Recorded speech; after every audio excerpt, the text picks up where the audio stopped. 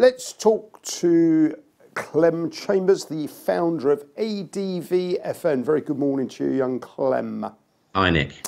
Right, equity markets. This time last week we were talking about a crash scenario, serious pullback. The markets, I think, generally have held in this week. There's a little bit of optimism out there, very short term, Brexit, Italian scenarios, Trump midterm elections, etc., etc.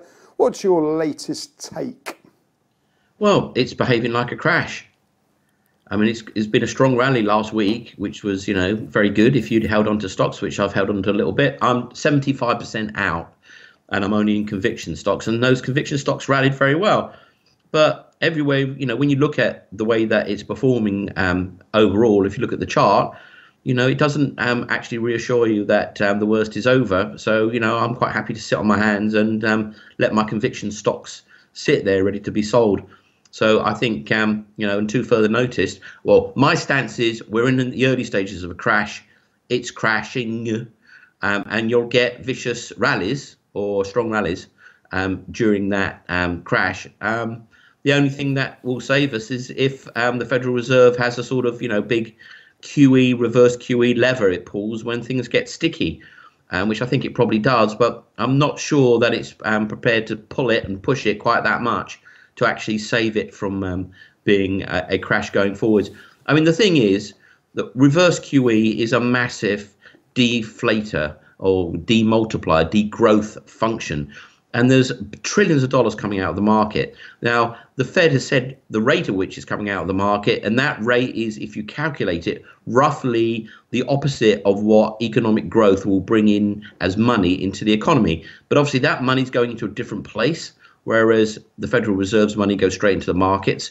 Economic growth goes everywhere. So as far as the market's concerned, they're not equally matched, but economically they're equally matched. So I think the lever that the Fed will pull is sustainable if they decide to pull it, if everything runs to plan, which of course nothing ever does. So I think the risk is definitely to the downside. The risk is definitely that we are in a crash, much more than we're not in a crash. Right. And you've got to be very defensive, and you've got to be ready to bail out if it gets too sweaty for you. Understood. In terms of this trade war, the Chinese, sort of America, and the midterm elections, any strong views either way on any of that? Well, I mean, I think the market's pretty good at writing all this stuff in. I mean, I don't think it wrote in Mr. Trump, but then the market went completely opposite direction that everybody thought. When Trump had won that night, the market fell 10% or something. I can't remember, but it bounced straight back and surpassed that within, an hour or two. So I don't think necessarily the market has got it all factored in, but it should do. That's what the market is meant to be good at. So, I mean, I would have thought this morning the UK markets would be strong because the prospect of a deal over Brexit, where the financial services get a great deal, where everything's hunky-dory, should put, several hundred points under the FTSE. But what have we got today? Nothing. So either it's not happening or the market has already priced it in.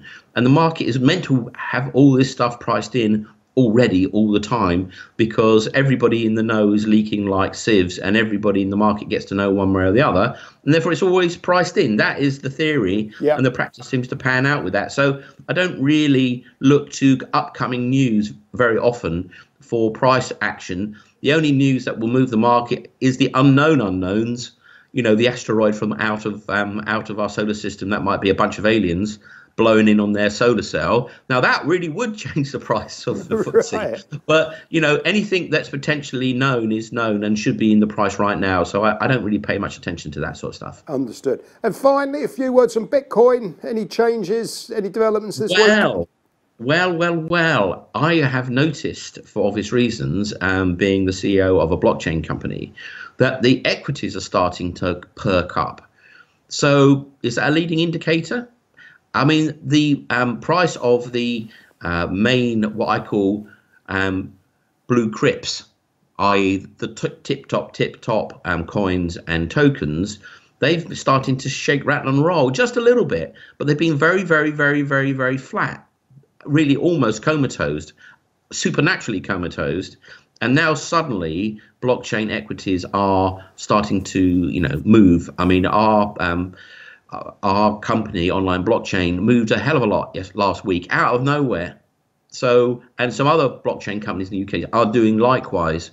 So maybe that's a sign of things to come. Maybe that's a sign of prices to come. So I'm watching that eagerly, because I think something is afoot, and that is, it will do what it did last year, go through the roof again at some point. But it might take 10 days. It might take 3 years.